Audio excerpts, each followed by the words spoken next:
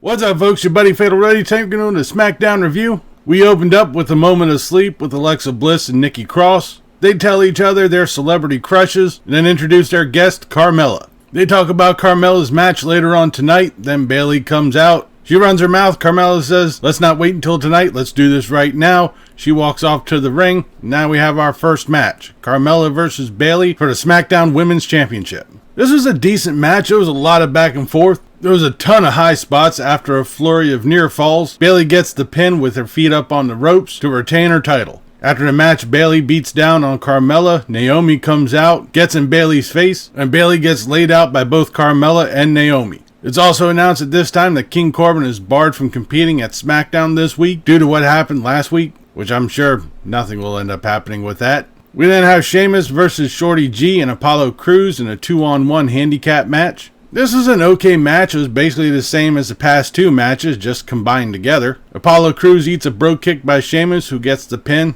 Okay. We then have our Skype call with Hulk Hogan at his shop in Clearwater. He talks about the Hall of Fame and Goldberg's chances against The Fiend, which is then interrupted by the Firefly Funhouse. Bray Wyatt comes into the screen, mocking Hulk Hogan, to which I think Hulk Hogan called him Bernie? I don't know. He didn't sound like he said Bray. Wyatt warns Hogan that if he's not careful, he's going to end up being on the Wall of Friendship, to which Hulk Hogan leaves the interview.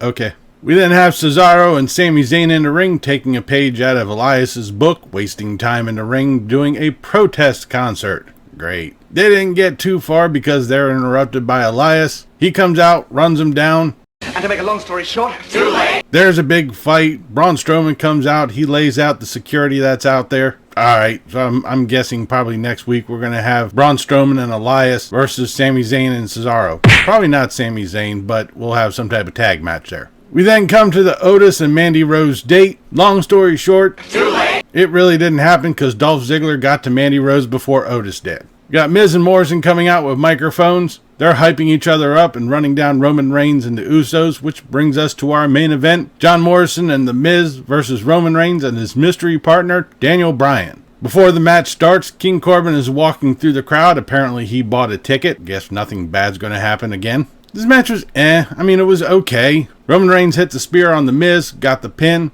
Afterwards, Baron Corbin comes running in. Shocker. He attacks Roman Reigns and bolts off. Corbin celebrates on his sedan up on stage as we end tonight's SmackDown. Tonight's SmackDown was alright. It started off really good and then kindly just slowly went downhill to it was alright. The matches were decent. They really could have been a little better. The women's match at the opening was really good. We really could have done without all these talking segments, the moment of sleep, done, because we really don't get anywhere with it. Sami Zayn and Cesaro acting like Elias, and then Elias coming out doing the exact same fucking thing.